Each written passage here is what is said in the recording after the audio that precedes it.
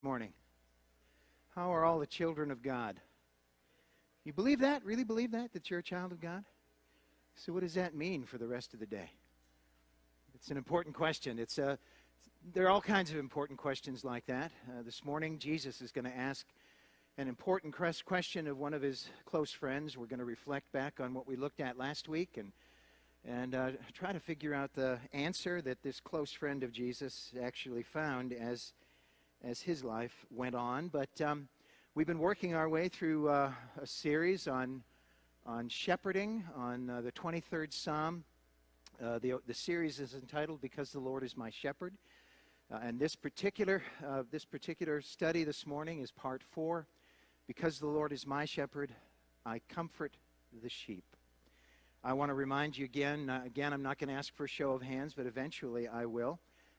You really need to get started on this Psalm 23 thing. I know it's only 6 verses and 6 very familiar verses, but we're asking everybody to memorize Psalm 23 between now and when we finish this series, which will be December 6th. In the long run, you can give yourself the gift of Psalm 23. You could pull it into your Christmas tradition this year, where you just take the opportunity to quote it to one another and remind one another of what it means to be shepherded by God, to be one of the sheep of his pasture, as Psalm 100 put it.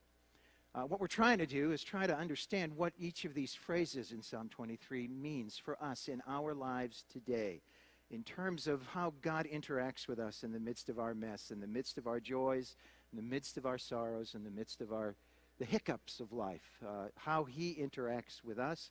And from that, we're going to try to take some cues. God shepherds me, and I've learned to learned to expect a certain quality of life because the Lord is my shepherd. David describes that quality of life in Psalm 23.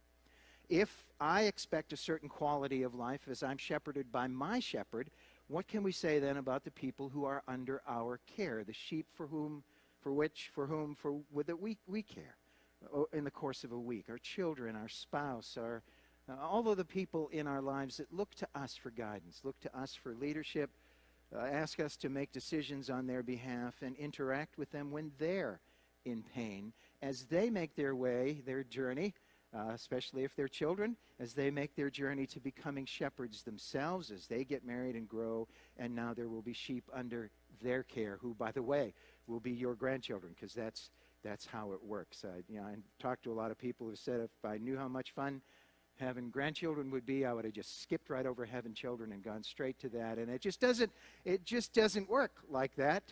You make the investment in time in your children, and by God's grace, that pays off in the lives of your grandchildren as you continue to interact with them. So all that to say, memorizing Psalm 23 would be a really good thing to do, so that you can raise your hand if nothing else. So far in this series, we've looked at 3 principles of shepherding. Psalm 23:1 says, "Because the Lord is my shepherd, I have everything that I need." And from that, we drew the first principle number 1. If I'm a shepherd, it's because I'm aware of the needs of the sheep and seek to meet them.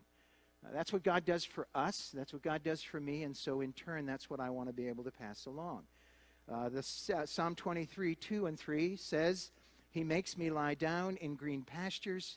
He leads me beside the still waters. He restores my soul." And from that, we drew principle number 2. If I'm a shepherd, it is because I ease the burden of the sheep.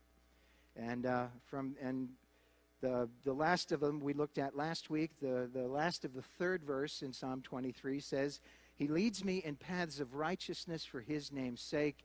And from that, we drew principle number 3. If I'm a shepherd, it is because I keep the sheep on course for the glory of God. We agreed last week, or at least I think we agreed, that a shepherd lives for the glory of God. That is the sole motivator in a shepherd's heart. And everything that the shepherd does for the sheep is ultimately so that they can get on course and stay on course in their daily lives so that God can receive the glory. And when the sheep are successful at that, staying on course, the shepherd remembers that a shepherd lives for the glory of God. In other words, if God uses a shepherd to do something amazing, and we talked about this in Sunday school, I think Chad's going to be surprised at how what he said this morning relates to what we're about to say as well. But In other words, if God uses a shepherd to do something absolutely amazing, and one or even more of the sheep come along afterward and praise the shepherd is careful to return that praise to the one who truly deserves it. That's just part of being a shepherd. And the shepherd does that by bundling up that praise. At least that's the method that I use if I receive praise during the course of a day. I excuse me, I hold on to it for a little bit. I don't know if that's to my discredit, but I hold on to it for a little bit, and then I bundle it up and I take it into the presence of my shepherd and I say, this belongs to you.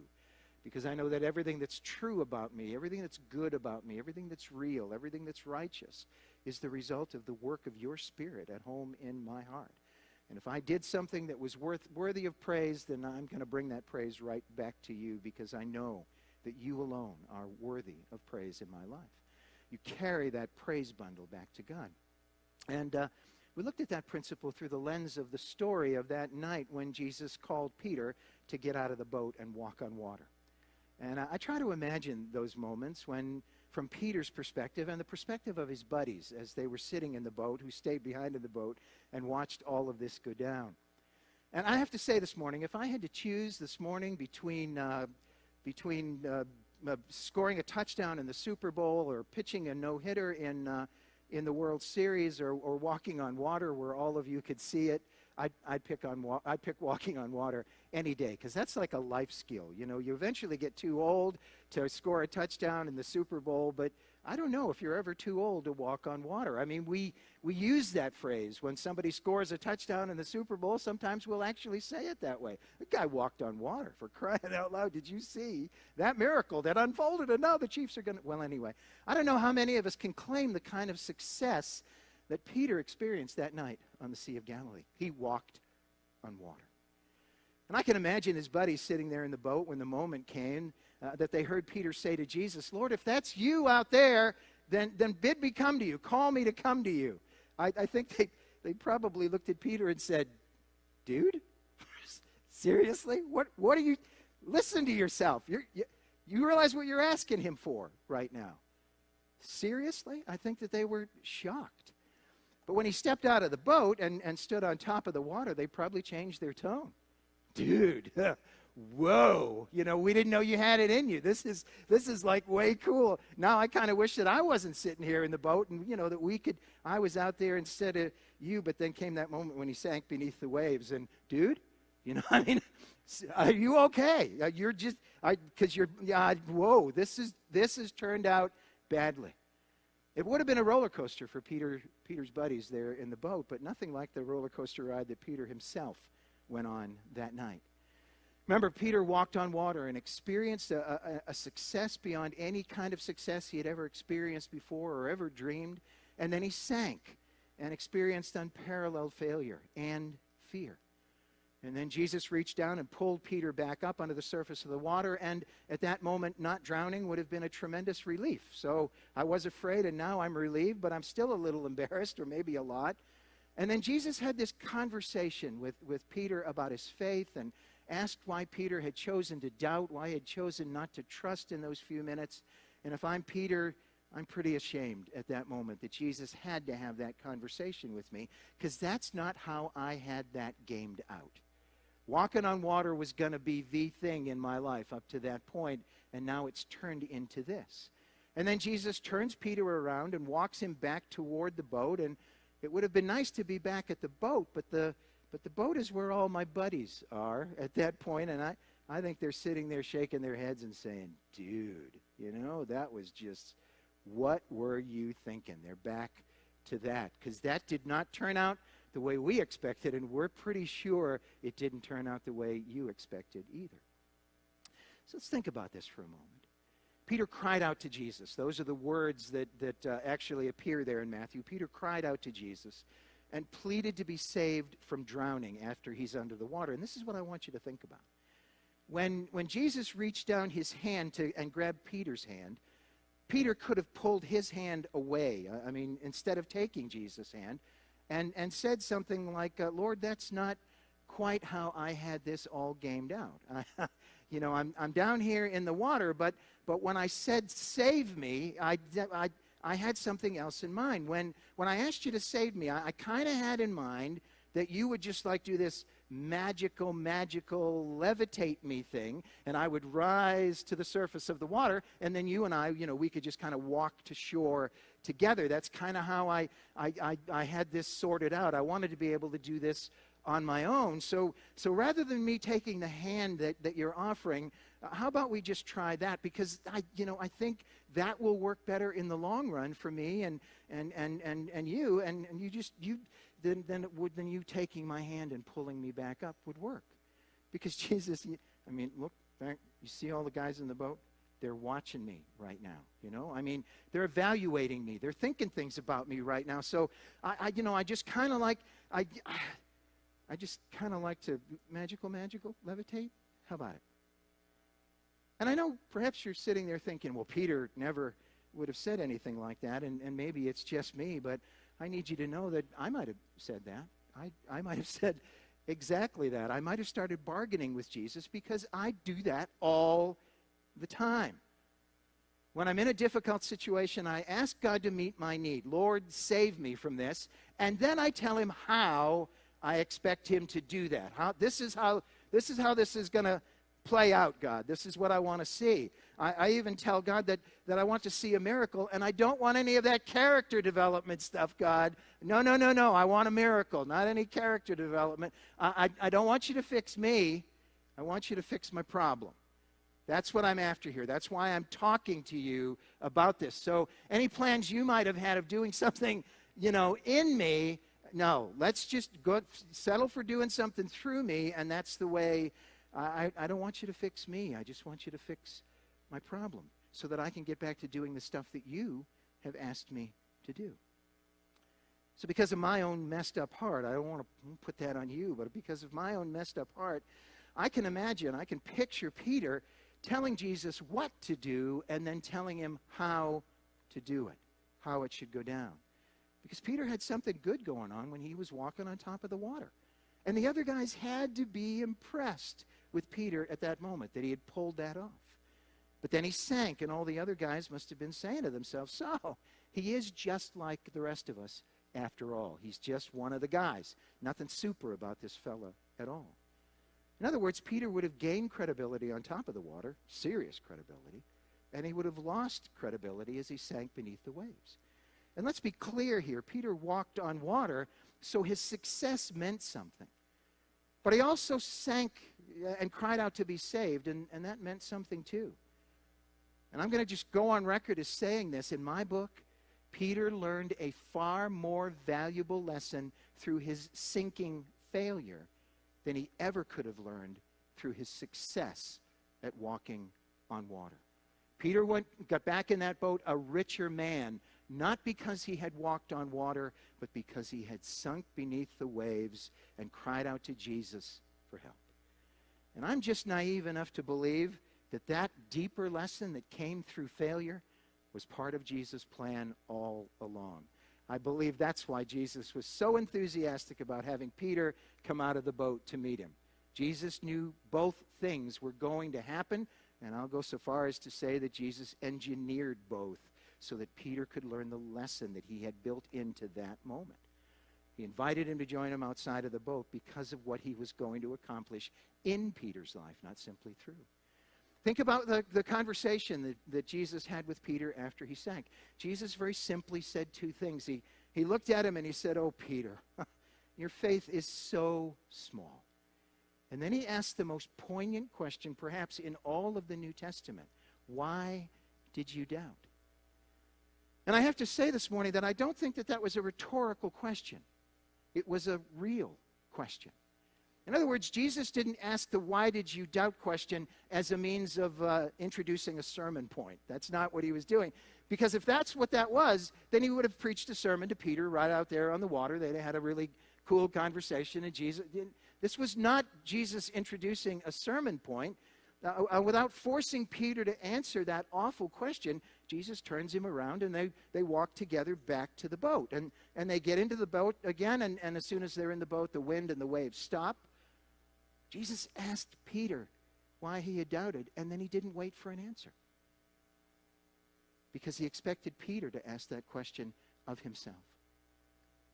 It wasn't a rhetorical question. It was a real question.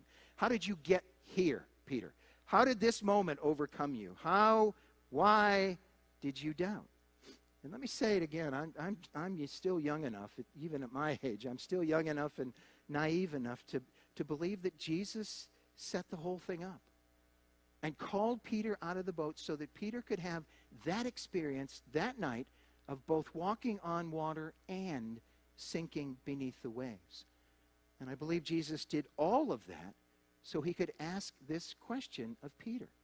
Why did you doubt? And I'll go one further with you. I know that a lot of us are worried about COVID. And I think that we need to be concerned enough about it to take every precaution. There's no question in my mind about that. But I don't think that there's any reason for us to live in fear. And even at those times when we feel our feet sinking beneath the COVID waves, and we've all felt that from time to time. COVID is formidable. There's no question about that. But it's no reason for us to begin to believe that God doesn't love us, for us to begin to doubt God's love. And it's no reason to doubt his care for us in our daily lives as our shepherd. So do everything that's necessary to keep from infecting other people and be courageous, not cavalier, courageous, as this thing continues to drag on. And in the meantime, back to Peter. The preceding commercial was brought to you by... Now, Jesus asked the question, and he didn't wait for an answer before he pulled Peter out of the water. And then suddenly they're back in the safety of the boat, and the wind and waves have died down, and they're finally able to make their way back towards shore. And I have to say that I don't think Peter popped in his earbuds to listen to his tunes at the moment because he had won the game. You know, that wasn't what was going on. He wasn't sitting there thinking, I walked on water. That was so... It's not what Peter was thinking. That's what he might have thought. But that's not what Peter was thinking. He didn't pop in his earbuds to listen to his tunes as he sat in the boat and pondered his own awesomeness. That was not how Peter spent the rest of the way to the shoreline.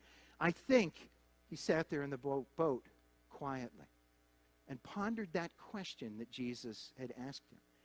I think he personalized that question and repeated it to himself over and over. Why did I doubt? Why did I doubt?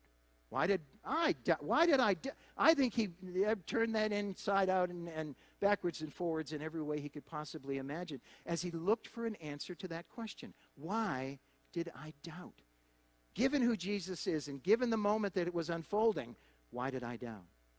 In fact, I think he asked himself that question so often in the days and weeks and months that lay ahead because he was looking for an answer to that question. But that still leaves us with a question. Is that it for Peter? Is he just this doubting, fearful dude that Jesus is going to have to put up with instead of actually using? I can't tell you that Peter found an answer to that why did I doubt question that night, but I can tell you that he did.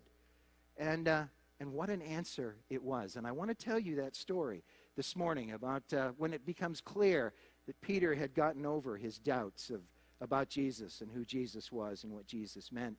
I will tell you that story, but I don't want to get ahead of myself just yet. In the meantime, it's time to get back to Psalm 23. And once again, I want you to think of this passage of Scripture in terms of the story that lies behind it. David, the shepherd of Israel, was thinking one day about all that he had to do to take care of the sheep.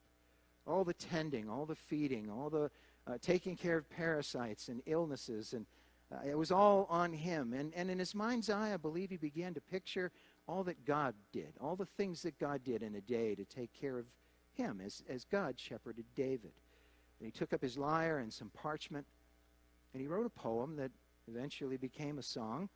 Or did he write a song that we now quote as a poem? I'm not sure, but I would invite you to picture the sheep in the pasture as you listen to the 23rd Psalm. Because the Lord is my shepherd, I have everything that I need. He makes me lie down in green pastures. He leads me beside the still waters. He restores my soul. He leads me in paths of righteousness for his name's sake.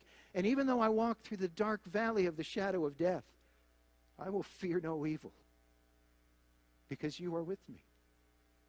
Your rod and your staff comfort me. You prepare a table before me in the presence of my enemies. You anoint my head with oil. My cup overflows. Surely your goodness and your love will follow me all the days of my life, and I will dwell in the house of the Lord forever. We're on a roll with these stories about Peter, so I want to tell you another story about Peter this morning. It's a story about something that happened 1 year almost to the day. 1 year almost to the day after Jesus' crucifixion. And with that background, this is the story from God's Word from Acts chapter 12, verses 1 through 19, if you want to fact check me.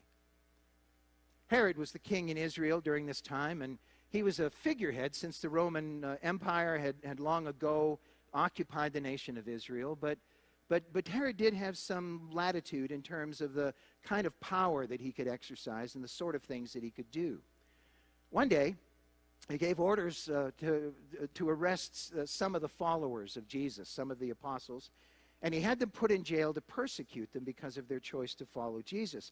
And you maybe remember from reading the Gospels that John, one of the disciples of Jesus, whose book we studied a while back, a couple of years ago, had also become an apostle, and he had a brother named James who was also a disciple and an apostle. James and John were brothers, and while Jesus was still alive, the people around James and John referred to those two guys as the sons of thunder. And I'm not sure everything that means, but I mean these were get-in-your-face kind of dudes. They really were. Well, James was one of the people that Herod had arrested, and he kept James in prison. The others he released, but he kept James in prison for a while, and then Herod made the decision to execute James, to have James executed. And as the sentence was carried out, James became the first apostle to die. First, they're all going to die in martyrs' deaths, except for John, who will die on the Isle of Patmos of old age. He'll die in exile. But the death of James, of course, had a powerful effect, a terrible effect on the early church. But the people who were not Jesus followers thought that this was awesome. This was a great call on Herod's part. Herod became inflated by that, and that's when Herod decided to have Peter arrested during the festival of unleavened bread, which precedes the Passover.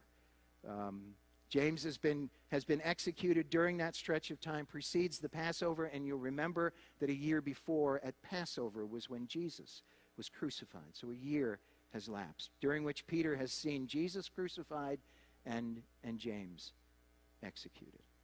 He intended to put Peter on trial, Herod did, publicly after the Passover holidays that week, and 4 squads of 4 soldiers each guarded Peter in his cell in 6-hour rounds, and Peter was being held in the prison, but the followers of Jesus were praying for him all the time. Peter must have suspected that things wouldn't end well for him, especially since Jesus had been executed and James lately had been executed so recently. And despite that, the night before he was to be tried, Peter was sound asleep while he was chained between 2 soldiers there in his cell, one on each side of them. And the other 2 soldiers in that squad were keeping watch at the door of the cell. That's how they rotated through the 6 hours. Suddenly an angel of the Lord appeared there in the cell, just right there in the cell. Think Star Trek if you need to. But he flooded the entire area there, the cell and everywhere around, with light. Peter was sound asleep at the time, so the angel walked over to Peter and had to actually hit him on the side and shout to him, "Wake up, Peter! Wake up! We got to get out of here! Quick, get up!" The angel says, and as soon as Peter got up, the chains fell off of his wrists, and then the angel then told him that to get dressed and to put on his sandals, and then said, "Wrap your cloak around you and follow me."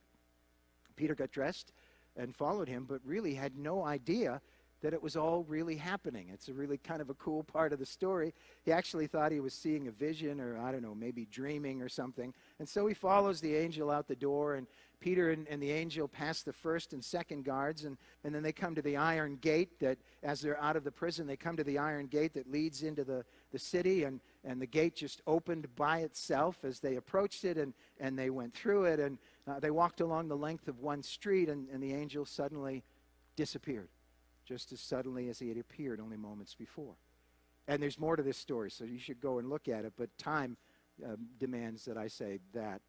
is the story from God's Word. And I want you to notice in the story that the story begins with James being executed. And I wonder if we realize today how devastating that was for the early church and how unnerving it should have been for Peter and John and for the rest of the apostles.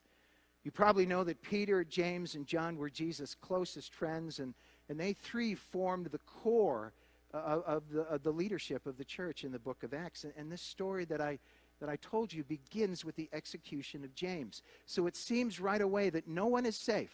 No one is going to be protected from, no one is exempt from the possibility of paying the highest of prices. And James is arrested, imprisoned, and executed right before Passover. And now Peter's in prison, and he had every reason to believe that once Passover is over, that he will be executed as well. He's at least going to go on trial, and likely that trial will end with execution. They didn't have a stay of execution. When someone was convicted, they executed in that same day, that same moment as they left. And Peter had no way of knowing that that's exactly what Herod was planning. That is exactly what Herod was planning. So for all intents and purposes, he's a condemned man, and this is the last night of his life as he lay there in the prison. And that's probably why he spent the whole night in prison that night, pacing his cell, wide awake, worried about the next day and what was going to go on, doubting whether God was actually in control of the situation. That's right, isn't it? He spent the whole night pacing in his cell. Is that how it went down in the story? No. The angel powers into his prison cell, this immense burst of light, and I don't know what kind of noise the angel made as he came in, but the chains, the bolt, the locks, pow, everything's gone, and now the angel is standing there, and woo! Peter? Hey, Peter, wait. He has to go over and wake Peter up. Peter is sleeping so soundly that the angel has to pop him on the side to get him to, I don't think Peter was terribly worried that evening. Despite all the noise, all the light, the angel still has to hit Peter to wake him up. In fact, Peter has been sleeping so soundly that he's still groggy. He's so groggy as they're walking out that he thinks he's walking through a dream. I mean, he was out like a light. I don't think had Xanax been invented back then? Some of you, I don't think so. He wasn't on Xanax. He was gone. He was dead to the world, sound asleep. He's not sure that the whole thing is really happening. And I want to remind you that this is the same guy who was so full of doubt that he slipped beneath the waves not too many months before. But that night in prison, there's no trace of that doubt left in Peter's heart. Jesus questioned Peter about doubt, Peter's doubt and fear that night on the water, and that's why Peter felt safe in the prison that night almost a year later. David put it this way in the 23rd Psalm. Even though I walk through the dark valley of the shadow of death, I will fear no evil because you are with me. And from that, we draw the fourth principle of shepherding. Since God does that for us, the fourth principle is if I'm a shepherd, it is because I comfort the sheep when they're afraid. I want to tell you about the longest night of my life. And I'm not saying that no night in my future will ever be, might not be longer, but so far when I think about the longest night of my life, I have to reach all the way back to 1985 when our daughter Jennifer was 7 years old. David was 5. Bethany was almost 2.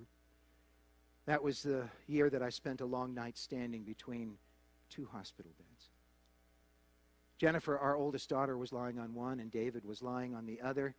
And Jennifer, with whatever it was that she had suffering from, David was about a day behind her in the course of that. She was 7 years old, and she had fallen ill in the tribe. We were in the tribe, though we weren't entirely sure what was wrong. In the middle of the night there in the tribe, she began hallucinating, so we took her temperature, and believe it if you will or not, her temperature was so high that it didn't register on the thermometer. A thermometer only goes up to 106 degrees, and her temperature was above that. Faith shook it down and took her own temperature and registered normal, and so we knew that it was accurate, but we also knew that she was in real danger at that point. A few weeks before, I had had typhoid fever, and And we wondered if that's what had laid her so low, but when her fever went that high, malaria made the most sense. Still, we didn't have the means there in the tribe to test for malaria or even to treat a case that severe if that in fact is what she had. And so we called the plane, and Faith and the kids flew out of the tribe and headed for a hospital in Manila while I hiked down from our home there in the mountains. We transported her to Manila, and all along the way her condition worsened, and the doctor ordered a blood count on Jennifer when the results, when we first got there to the hospital and when the results came back.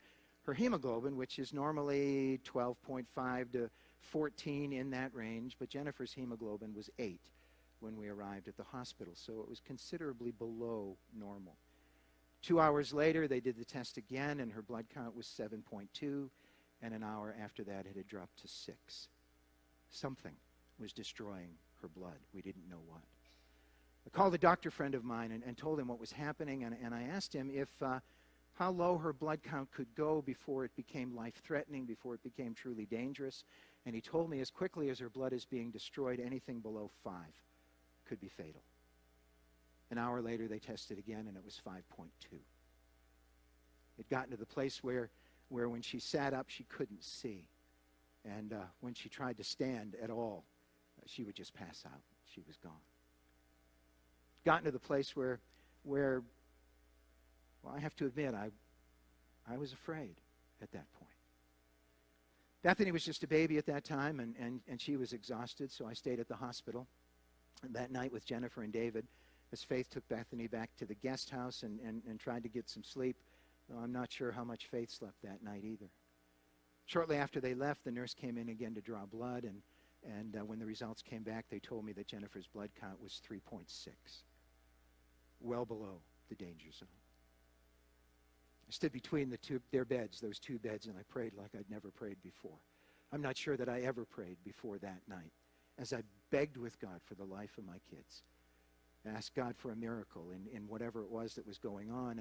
And at about midnight, I began to believe that God was gonna work and he was going to move. And I don't know why I thought that, but I was reassured. And by 1 a.m., I had pulled a chair up like the one you're sitting in right now, in between the two beds. And I put my feet up on Jennifer's bed and tried to catch some sleep. And at 2 o'clock that morning, I woke with a pain in my back and wasn't sure if it was because of the position I was sitting in or what, but to make a long story short, that night I had a full-blown kidney stone attack and I didn't know there was pain like that.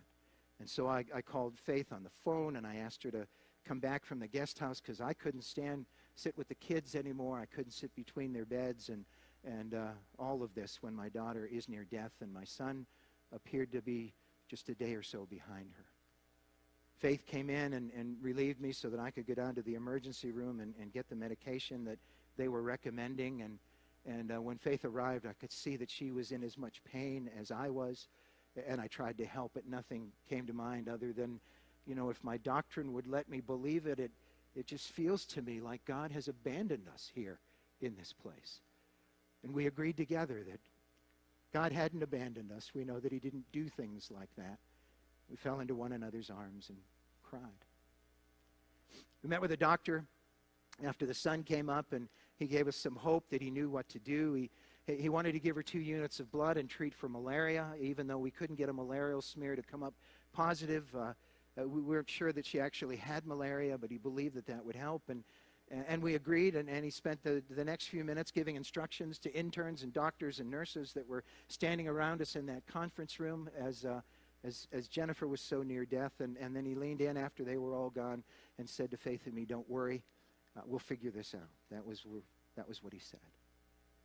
Now, I knew from God's word that I wasn't supposed to worry, and the doctor had just told us not to worry, so I decided not to worry and settled instead for just being afraid of what God was going to do. And I don't mind telling you that I was afraid. I could easily imagine God being stern with me and working to teach me a lesson at a potentially the highest of prices, at a terribly high cost. Back then, I didn't truly understand who God is, and I thought that perhaps he might be in a mood to punish me for my youthful carelessness in life. And I knew that Jesus had already been punished for me, but But that night, as that unfolded, that morning, as that went down, it didn't resonate with me. I didn't fully understand back then that he had taken all of my punishment. And I thought that God might punish me still by hurting my kids if he gets in a bad mood. I want to say very clearly that I know now that God doesn't work like that, but back then, I expected that he might even take one of my children to get my attention. I was doubting him, big time. I told you that story because after my kidney stone attack, as Jennifer was receiving the treatment, and before she had recovered, I returned in the late morning to the guest house to get a shower before going back to sit with the kids, sit with Faith by Jennifer and David's beds. And at noontime that day, I thought I'll just run in real quick and get some lunch. I hadn't been eating, and remember, I'd hiked miles the day before, and then had been up all night and had a kidney stone attack. I was in more than one kind of pain, and so I was totally worn out. I was overwhelmed. And I have to admit, despite my promise to trust God in everything, I was still fearful that we might lose both Jennifer and David. I was afraid, and because of that, I doubted God. We trust God, remember, not to keep bad things from happening, but to sustain us in the midst of the hardship. But at that moment, I felt like I had reason to doubt God because Jennifer had been so near death, and David had had the same thing that she had and was only a day or so behind her, and we didn't know how that was going to turn out, and so my doubt gave birth to fear. And in the midst of that crushing weight and the fear of the situation, I had decided to take a few minutes and have lunch down at the dining room of the guest house. And that's when someone who was trying to help said, "Have you figured out what the Lord is trying to teach you through all this that you're facing right now?" I know he meant well, but I felt like he was using my heart for target practice. He cut me to the heart. He was poking and prodding in the middle of my pain, and he was adding to my fear. This was the thing I was concerned about. This was the thing that I was afraid of, and that's the thing that he went after, sitting there in that dining room. I was still in pain physically, and my emotional pain went even deeper. So his question was like a kidney punch to me. It was an important question, but it was ill-timed.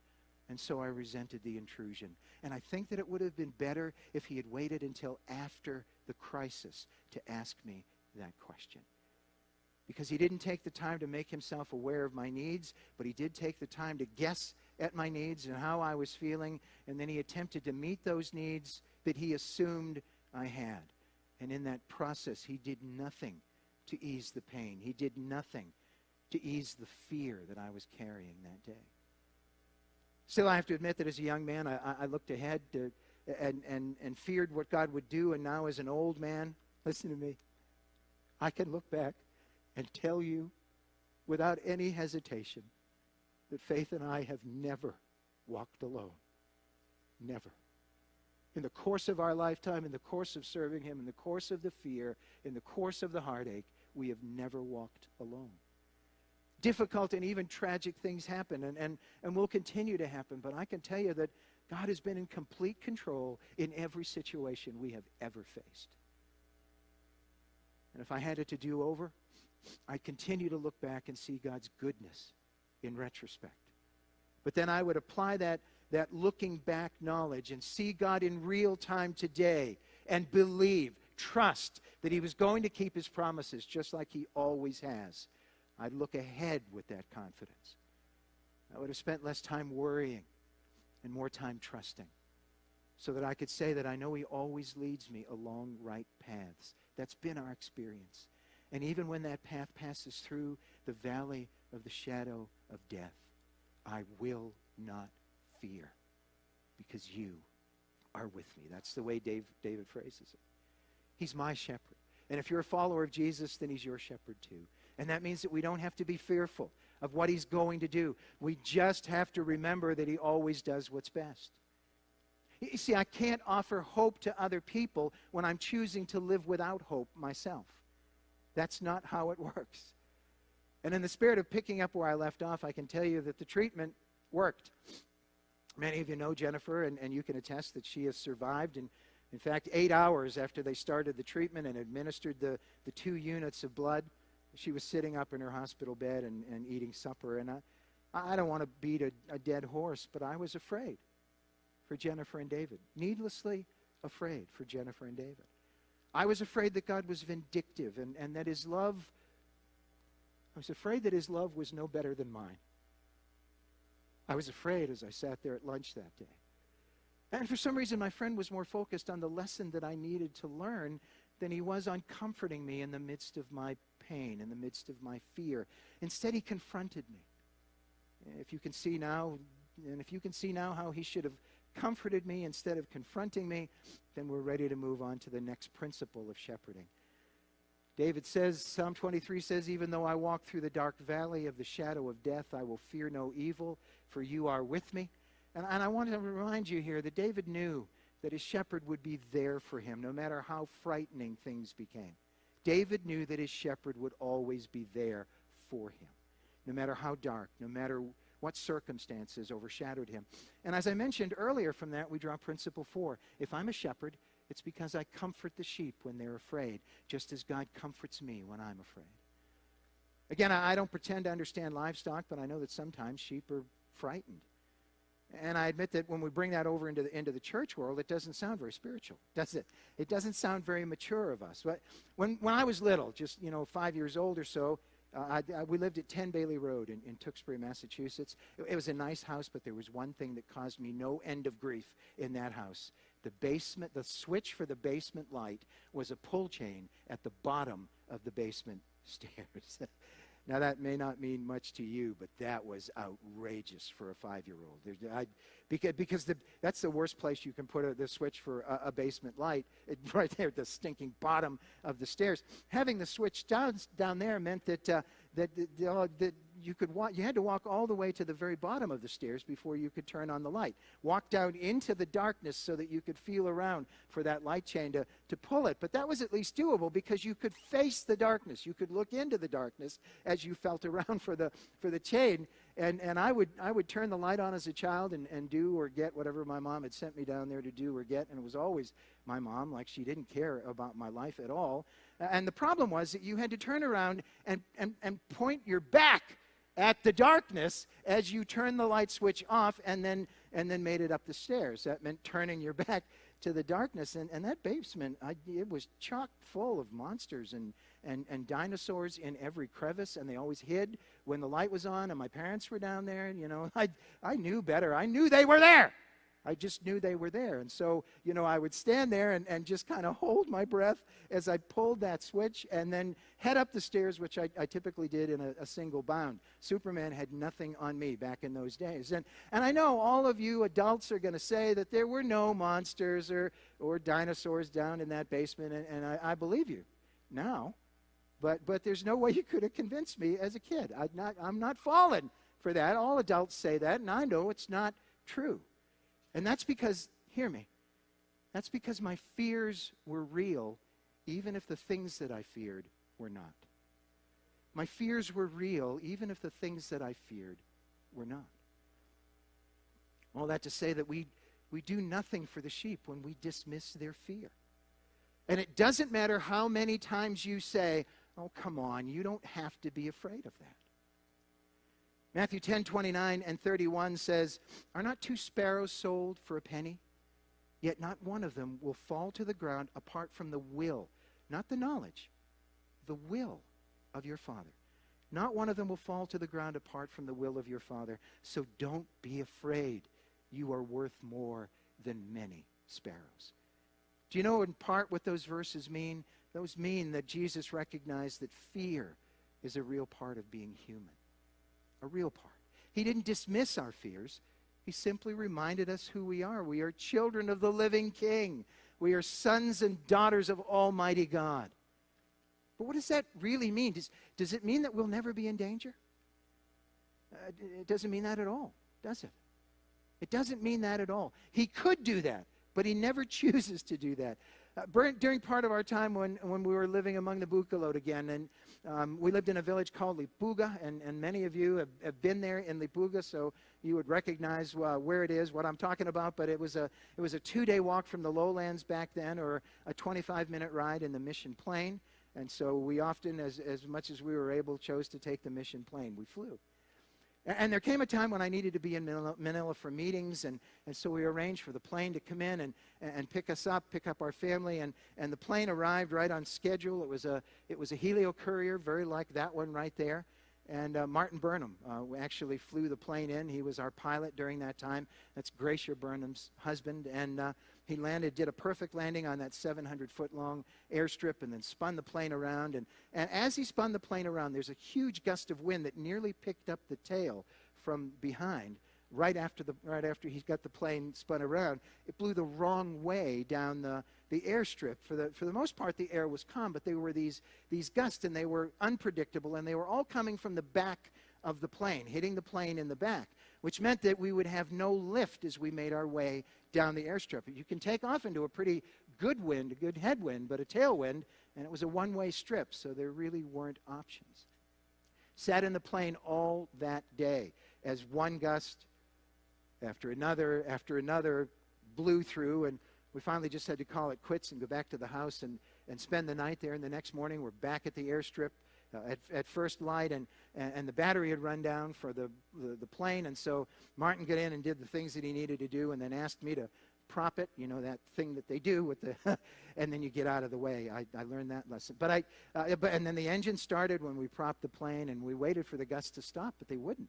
And in fact, they were a little bit more consistent, today, more determined than they'd been the day before. And that's when Martin remarked that the wind wasn't constant. It was just coming in gusts. And usually there was an interval between the gusts. And so he got the idea, and I guess I encouraged him in it, but he got the idea that maybe right after the next gust goes through, we'll just kick it and go, and then we'll be airborne by the time, the following gust hits. And so that's what he did. We waited for the gust, and it shook the plane, and then he pushed the throttle, and we got about halfway down the strip, past the point of no return, and got hit from behind with another gust. And so we stayed on the ground instead of going up. And at the end of the airstrip, there was kind of a drop off that made it possible to for you to gain altitude before you flew over the trees. And with the gust hitting us from behind like that, we didn't get any lift. We kind of fell off the end of the airstrip, and now we're headed down this way, and Martin is spinning, and dodging, literally dodging trees. He's going in between in the little space that was there, and he's still trying to gain altitude. And then finally we got up above the trees, and that's when the wind got even more ferocious. And so now we've at least gotten above the trees, and looks like we're going to be okay. And Martin called Gracia and said, we're airborne for Aritao, and Gracia came back on the radio and said, can't do that. It's raining really hard here. There's nowhere to land. And so we thought of another tribal strip that we knew would be open and maintained, and Martin decided to go there. And it was down a valley that was perpendicular to the valley that we were on at the time. And when we turned into that valley, that was when the wind just let loose. We were getting gusts that were just kind of boiling down over, but out there in that valley, it was horrendous. And I don't know if you've ever ridden in a small plane, but think piece of paper, because that's pretty much what it felt like. We were being blown around, and there's trees over here, steep valleys, and we're side slipping over there, and then side slipping over here, and it really looked like one of those side slips was just going to take us into the trees with family and all. No chance that we could land. And so I looked over my shoulder. Faith was back there with Jennifer and David. And Bethany was strapped in. Her seatbelt was strapped into my seatbelt, sitting on my lap there in the front of that Helio Courier. I looked back at Jennifer and David and Faith, and they were clearly terrified. And so I decided to check on Bethany, and I had a headset on that I was talking to Martin, and we were able to talk to Gracia as well. And as Bethany was sitting there on my lap, I thought I should check on her. So I lifted my headset, and I looked down at my little girl, and she was crying. I mean, she was just breaking her heart. She was so terrified, despite the fact that she was sitting on her daddy's lap. And that's when my daddy heart took over. And over the din of the engine and the wind, I shouted. We didn't typically shout at our kids unless it was necessary like that, but I shouted to her. I said, Bethany, you can be brave. You can be brave because Jesus and Uncle Martin really know how to fly an airplane. Be brave, sweetheart. I offered her some encouragement that I was not feeling. I wasn't entirely convinced myself. And I watched her wipe the tears away and she actually stopped crying. And it was clear that she had borrowed from my strength. She had borrowed from my courage. But that may leave you wondering where my courage had come from. I'll tell you where it came from. I was watching Martin. And Martin clearly was concerned, but he was not afraid. He was not overwhelmed with fear.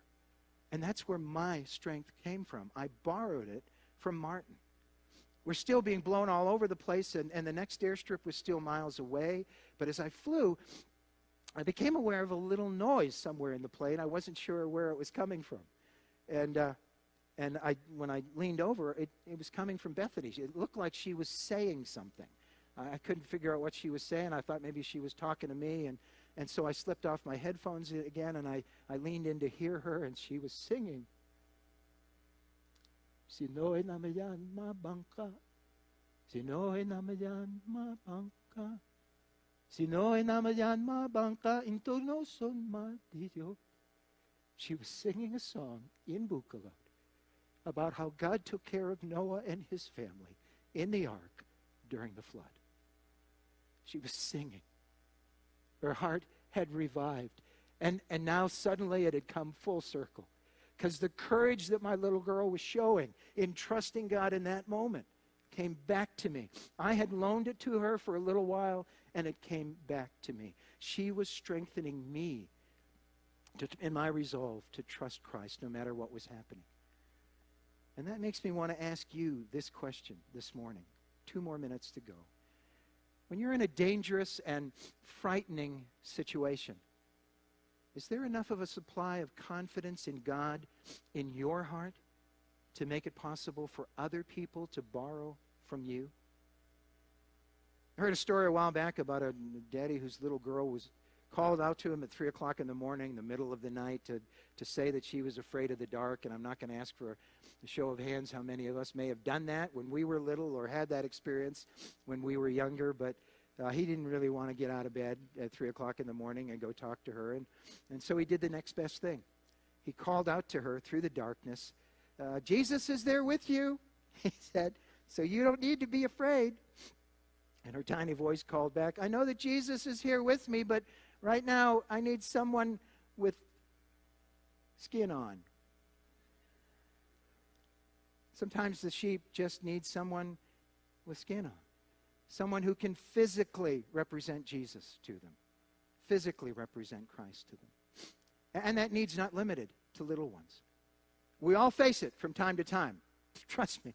We all face it from time to time, no matter how big or grown up we think we are. So pull yourself out of bed and find your way through the dark to that frightened little lamb. And lend your courage to him or her, even during those times when you feel like you don't have enough courage to go around.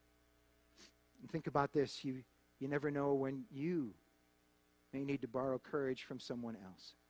So don't be stingy with what you share with others. There's an old song that says, brother, let me be your servant. Let me be as Christ to you. Pray that I might have the grace to let you be my servant too. I will hold the Christ light for you in the nighttime of your fear. I will hold my hand out to you and speak the peace you long to hear. Principle number 4. If I am a shepherd, it's because I comfort the sheep when they're afraid. And by way of reality checks, do you have a sense that you are worth more than many sparrows, as Jesus put it? Or do you secretly worry that God might have reasons to not take care of you? Keep in mind that you can't offer something to someone else that you don't possess. You can't offer them courage if you personally are full of fear. And the second reality check, do you dismiss the fears of God's people? Do you choose to rebuke them? Or do you use the opportunity to point them to the presence of God, to point them back to the shepherd of their souls? After all, like we talked about last week, you want to keep the sheep that are under your care walking along the right path. And the right path, listen to me, is always defined by trusting God rather than fearing the situation. Will you stand with me in the presence? Father and our God, we thank you today for your goodness.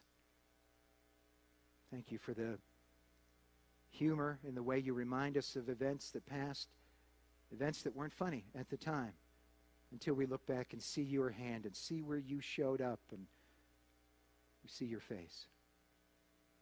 God, thank you for the way you shepherd us, the way you meet our needs, the way you reach into our lives, the way you dispel our fear, the way you are courageous on our behalf when we can't find the courage to respond the way we need to.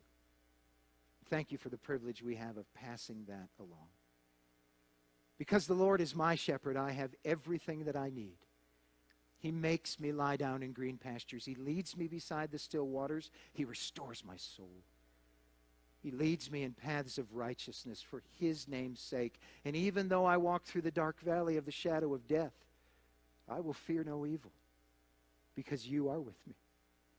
Your rod and your staff comfort me. You prepare a table before me in the presence of my enemies. You anoint my head with oil. My cup overflows. Surely your goodness and your love will follow me all the days of my life, and I will dwell in the house of the Lord forever. Amen.